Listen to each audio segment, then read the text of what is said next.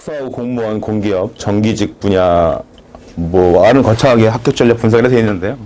실제로 여러분들 고등학생, 마이스터 졸업한 학생이나 또는 재학생들이 어떻게 하면 공무원 공부를 좀 쉽게 할 수 있는지, 공기업 공부를 좀 쉽게 할 수 있는지, 그다음에 저희 학원에서 어떤 방식대로 지금 여러분들을 갖다가 이끌어가고 있는지 그런 내용들을 좀 얘기하고 있는 거라고 생각하시면 될 것 같습니다. 네, 저는 정기직 담당하고 있는 김지호 교수입니다.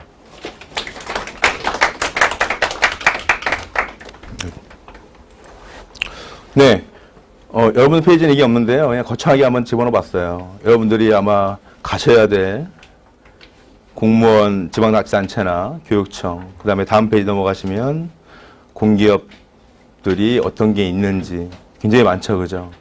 네. 올해도 마찬가지로 지금 그저께인가 그렇죠? 어저께인가 그저께인가 그 교육부 장관이 뉴스에서 발표를 했죠. 특성화고 마이스터고 학생들을 대상으로 해서 취업 분야 훨씬 더 넓히겠다. 그다음에 공무원 2022년까지 지금 현재의 지금 여러분들이 공무원이 될 수 있는 방법이 거의 두 가지잖아요. 하나는 뭐냐면 지역 경제가 있고, 그다음에 고졸 경력 채용이 있는 거고, 그죠?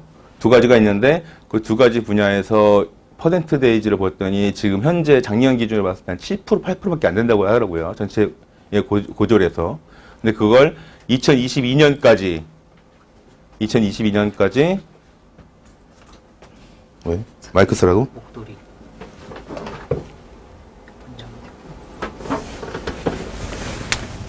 없는데?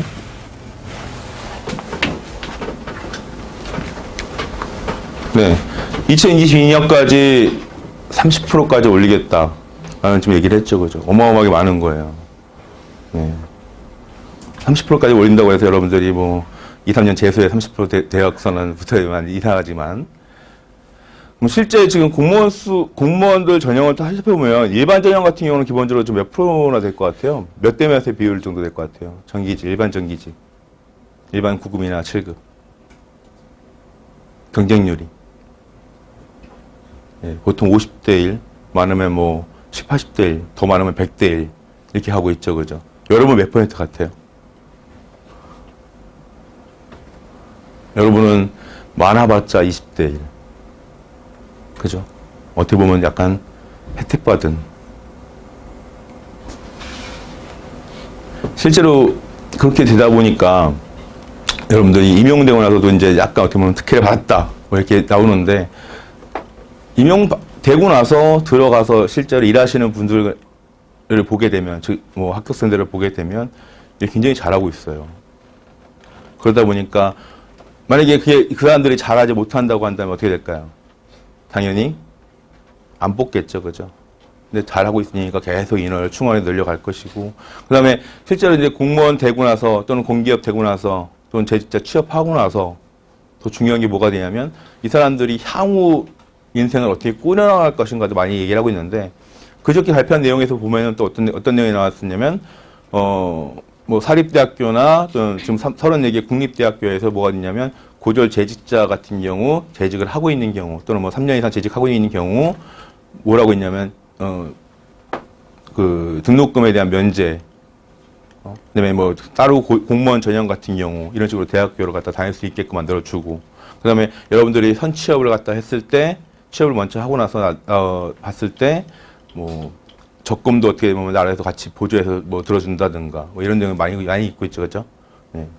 실제로 이제 여기까지 나온 공기업 공무원 내용들 보시면 여러분들이 조금 이제 이런 앞에 페이지를 집어넣은 이유가 뭘까요? 마음을 좀 가다듬어 보라고 한번. 네. 2019년 공무원 채용 정보가 지금 이제 순서가 어떻게 갈 거냐면요. 저희가 공무원, 공기업 둘 다 얘기를 할 건데 아직 공기업은 실제 2019년도 내용이 많이 뜬 게 없어요. 아직 확정돼서 뜬 게 없기 때문에 공무원 분야를 중점적으로 얘기하고 공기업 같은 경우는 여러분들 전형 방법들이 여러 가지가 있죠. 그렇죠? 그 전형 방법에 대한 내용을 가지고 좀 얘기를 좀 할 겁니다. 예, 올해는 작년에 뭐 좀 말이 많았었어요. 뭐 교육청에서 뭐 일반 지방직 공무원하고 날짜를 뭐 합친다 뭐 이런 식으로 말도 뭐 좀 들렸었는데 그렇게 하지 않고 올해도 마찬가지로 교육청 전형 따로, 그 다음에 지방직, 일반 지방직 공무원 따로 해서 여러분들은 시험을 많이 볼 수 있는 사람은 공무원 전형에 2번까지 볼 수가 있습니다. 그래서 실제로 보시면 공무원 교육청 같은 경우는 날짜가 언제 있냐면 6월 15일 날 여러분들이 시험을 보실 수가 있고요. 그 다음에 지방직 공무원 같은 경우는 이것도 확정이 됐죠. 그죠? 10월 12일. 2018년도 같은 경우는 언제 봤냐면 10월 13일 날 봤죠. 그죠? 하루 차이로 봤습니다. 그래서 10월 12일 날 시험 보는 걸로 되어 있습니다. 자, 공무원 총 채용 인원이 올해가 아마 역대급이라는 얘기가 나왔죠. 그죠? 그러니까 실제로, 이거는 이제 여기 33,000명이라는 거는 일반 공무원하고 고졸 경찰 다 합친 거예요. 예, 그다음에 또 뭐 소방직, 뭐 경찰직 다 합쳐서 33,000명인데, 이제까지 뽑았던 인원 중에 가장 많이 뽑는다고 얘기를 했고요. 근데 지역경찰 또는, 지역경찰은 이미 윤희 장관이 얘기를 했죠. 그죠? 훨씬 늘리겠다고 올해. 늘리겠다 얘기를 했었고, 마찬가지로 고졸 경찰도 많이 아직 인원이 발표되지는 않았지만 많이 늘어나지 않을까라는 생각이 듭니다. 그 다음에 원서 접수 같은 경우는 예전에는 지방공무원 같은 경우는 시간대가 정해져 있어서 원서 접수 받았었는데 이제는 24시간 풀로 열어서 접수를 할 수 있도록 원서 접수를 할 수 있도록 되어 있는 것 같고요. 그 다음에 이제 요게 조금 바뀐 거예요. 이제까지 교육청 공무원은 여러분들이 교육청 시험 보고 나서 시험지를 못 갖고 나왔죠. 그죠? 네.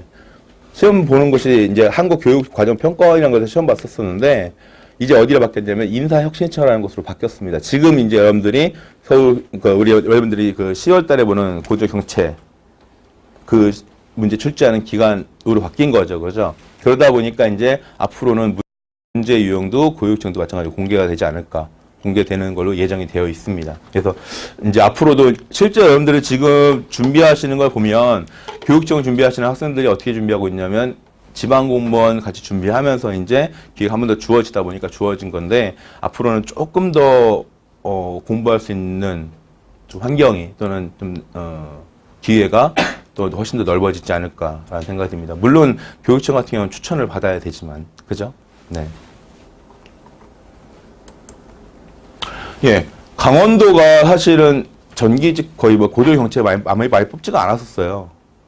근데 강원도 같은 경우는 기본적으로 지방 공무원도 많이 뽑으면서 이제 선발 인원 같은 경우도 고졸 경찰 많이 뽑겠다라는 얘기를 했었고요. 그 다음에 기술계 공무원도 마찬가지로 쭉 해서 많이 늘리겠다라는 얘기를 했었습니다. 실제로 교육부 자체가 이제 11월에 지난 11일에 전체적으로 고졸 취업 활성화 방안을 위해서 이런 식으로 대책을 내놨었어요. 얼마큼 뽑겠다. 근데 아직까지 그 인원수에 대한 얘기는 안 했고요. 인원수는 아마 확정적인 게 아마 2월 달 정도에 나올 겁니다. 공무원에 대한 인원수는. 네. 그래서 엄청나게 많은 수를 확대시킨다라는 지금 얘기를 했고요. 여기서 지금 20%를 얘기했는데 제가 그저께 뉴스 때는 30%까지 얘기를 하는 것 같았어요. 아직까지 그 20%인지 30%인지에 대해서는 문서화를 시켜서 나올 것 같아요. 그래서 중요한 거는 인원을 계속 점차적으로 늘려가겠다. 그러니까 올해도 마찬가지로 19년, 20년, 21년, 22년까지 해서 점차적으로 늘려가겠다라는 걸 알고 계시면 될 것 같습니다.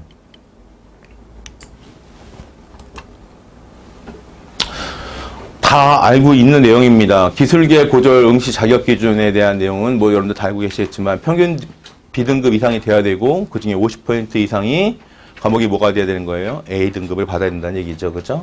그럼 이거 갖다 적용 안 되는 사람들 같은 경우는 평균 석차비율 50% 이상이거나 석차 등급이 4.5 이상인 자를 갖다가 일단 기본적으로 하고 있고 성취평가가 적용이 안 되는 경우는 어떻게 돼요? 졸업석차 비율을 갖다가 따지는데 이수학과의 상위 50% 이내인 자들은 지원할 수 있다. 이렇게 되고 있죠. 그렇죠? 그러면서 이제 실제 직렬별 시험을 보게 되면 이제 우린 전기직이니까 전기만 따지면 뭐 해야 돼요? 물리, 전기 이론, 전기, 기기 과목을 공부하고 있습니다. 그죠? 네. 총 몇 문제예요? 60문제를 몇 분 만에 풀어야 돼요? 60문제.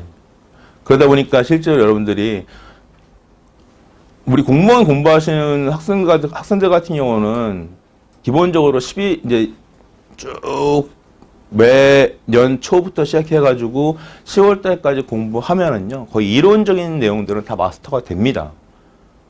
근데 뭐가 문제가 되냐면 시간 내에 문제를 못 풀어요. 그러다 보니까 내가 아는 내용도 시간에 촉박하다 보니까 틀리게 되고 실수를 하게 되고 그죠?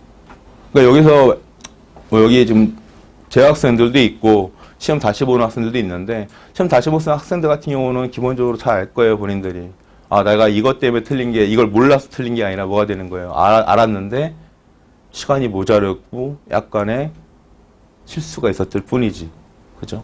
네. 그래서 어느 학원이든 어느 선생님이든 분명 그런 얘기는 하세요. 뭐라고 얘기하시냐면 공무원 시험 한 번 떨어졌다고 그냥 좌절하지 마라. 어떻게 돼요? 한 번 더 도전을 해봐라. 보통 얘기를 하고 있죠. 그죠? 근데 그건 당연한 거예요, 사실은. 여러분들 같은 경우는 그런 기회를 얻을 수 있는 게 평생은 아니잖아요. 그죠? 그 기회를 갖다가 한 번 떨어졌다고 내 인생이 실패한 건 아닌데. 네. 그래서 요런 점을 갖다가 조금 부각시켜서 얘기를 할 겁니다. 60문제를 갖다가 어떻게 60분 만에 풀어야 되는지, 어떤 연습이 필요한지.